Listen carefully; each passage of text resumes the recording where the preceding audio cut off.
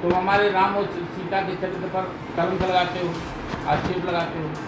तुम हमारे भगवान शंकर के इस शिवलिंग को तुम मानव करते हो।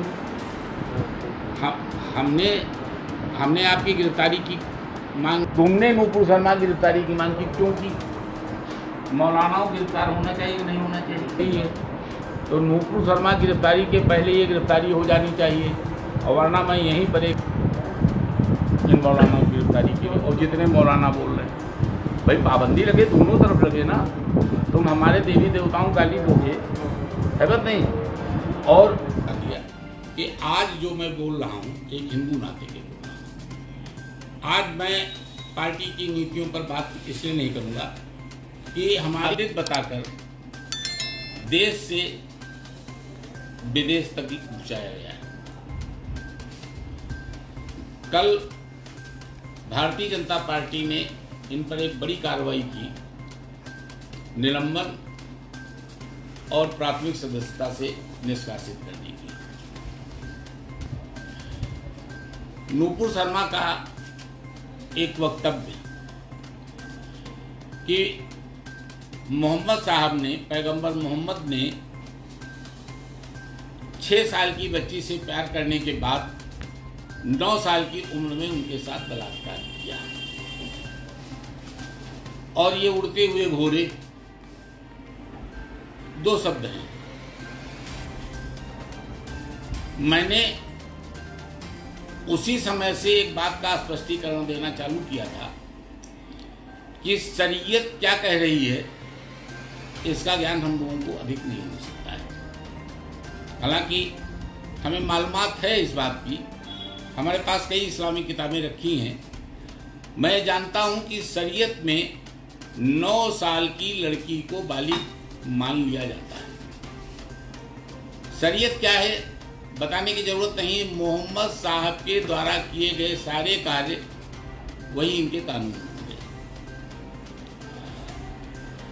ये भी बात मैं स्वीकार करता हूं कि बलात्कार शब्द जो नूपुर शर्मा ने किया है इसको तय करने का हक हमको नहीं है, क्योंकि आयशा इनके द्वारा निकाह की गई हुई लड़की थी। मोहम्मद साहब ने आयशा से निकाह किया था, तो निकाह करने के बाद जाहिर सी बात है कि कोई भी हो पत्नी हो जाएगी, और उसके साथ बलात्कार शब्द का प्रयोग नहीं होना चाहिए।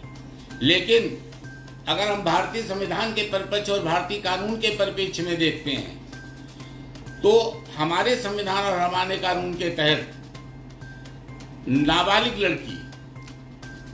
लड़की इसलिए मैं कह रहा हूं कि मैंने पहले भी कहा है कि मेडिकल साइंस 9 साल, 10 साल, 11 साल, 12 साल या इससे नीचे की लड़की को बालिग नहीं मानती है।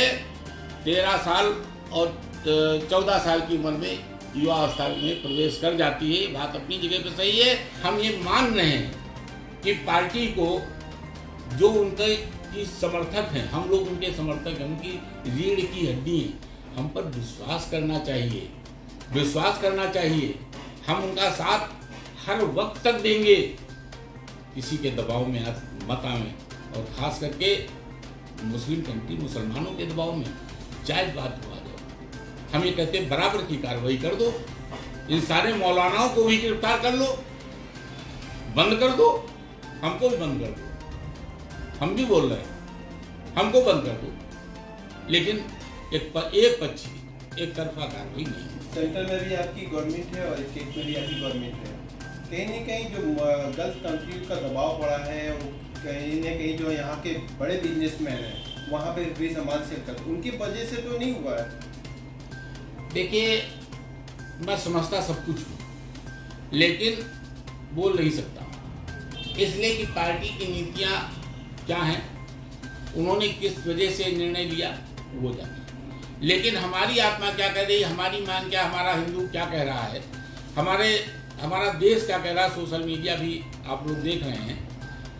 हम नूपुर शर्मा के विरुद्ध की गई इस कार्रवाई को अच्छा नहीं मानते हैं, और हम सारे कष्ट सहने के लिए तैयार हैं। हमारी पार्टी हम पर भरोसा रखती है।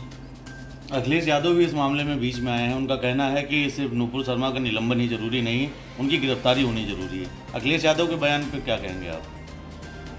देखिए, हमने एक बात बहुत पहले कही थी, आज भी वही बात कह रहा हूं कि गंगा और जमुना की धारा कभी एक नहीं हो सकती, और जमुना की धारा गंगा जी में इसलिए नहीं समाहित होती है कि उसने नागिया सांप को पाला था, कालिया नाग को पाला था। आज अखिलेश यादव ने इन जो कालिया नागों को पाल रखा है, इनके दबाव में आकर के बोलेंगे ही, लेकिन हम लोग गंगा जल हैं, ये हमें समाहित नहीं हो रहे हैं, और उनकी दुर्दशा इसीलिए हो रही है। साथ चल सकते हैं, मिल नहीं सकते। ट्विटर पे ट्रेंड कर रहा है shame on BJP. Bharatiya Janata party को वैश्विक स्तर पर शर्मिंदगी झेलनी पड़ रही है, किस तरह से देखते हैं इसको? शर्मिंदगी तो अब झेलनी पड़ रही है। मौलाना बैठ करके हमारे देवी देवताओं को गाली दे, ये तो मुगल काल में होता था। तब तलवार से जवाब दे देते थे हमारे यहाँ लोग।